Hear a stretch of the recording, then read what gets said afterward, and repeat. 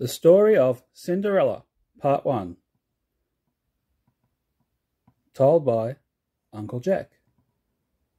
A long time ago, there lived a pretty little girl named Cinderella. She had a cruel stepmother and two stepsisters who were ugly and cross. Because they were jealous of Cinderella's beauty, they made her do all the housework. When she wasn't hard at work, the poor child used to sit alone in the chimney corner among the cinders. And that is how she got the name of Cinderella. She carried the wood, she washed the dishes, and she scrubbed, and she swept, and she dusted, and she mended. When night came, poor Cinderella went to a cold, lonely attic to sleep on a straw mattress, while her stepsisters had a warm, comfortable bedroom. Now it happened that the king's son gave a grand ball, to which all the people of the country were invited, including Cinderella's two stepsisters. Poor Cinderella had no invitation, but she was never seen except at work. When the day of the ball arrived, Cinderella was kept busy helping her sisters to dress and arrange their hair. Then they drove off in their grand carriage, and little Cinderella sat down among the cinders and cried. "What's the matter, my dear?" said a kind voice. This was Cinderella's fairy godmother, and like all fairies, could appear or disappear at any moment.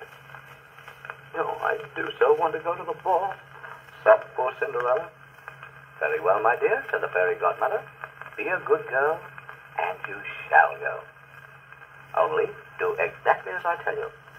First, run and find me a big pumpkin." Cinderella brought the pumpkin and put it outside the kitchen door. Then the fairy godmother touched it with a wand, and it was at once changed into a gilded carriage. "Now run and fetch me the mousetrap from the stable." Cinderella brought the mousetrap. There were 6 mice in it, and with one touch of the fairy wand, out ran the 6 mice one after another, and were changed into 6 prancing white horses, with 6 footmen in bright uniform. "Run and fetch me the rat trap," said the fairy godmother. There was a rat in it. Again a touch of the fairy wand, and the rat ran out and was changed into a fat, jolly coachman. Part 2 of Cinderella.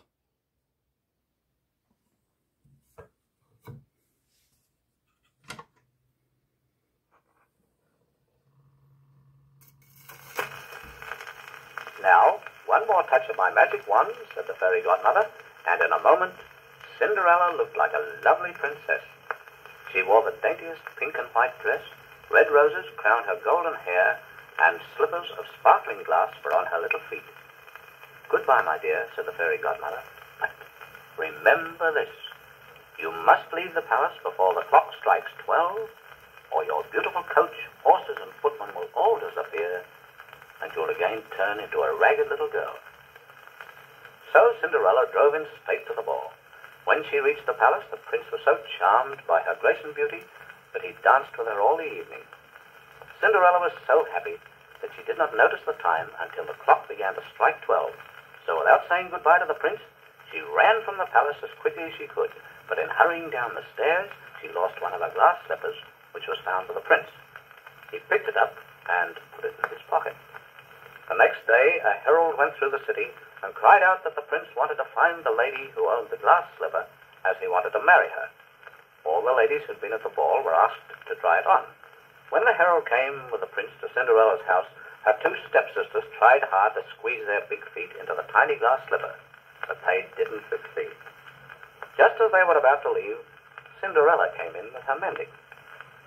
The prince looked hard at her and said to everyone present, "Let Cinderella try on the glass slipper." When the herald put the slipper on her foot, they all saw that it fitted her perfectly. Then the fairy godmother suddenly appeared. She touched Cinderella with a wand, and in a moment the ragged girl was changed into a beautiful princess. Then Cinderella said goodbye to them all and drove with the prince to the palace.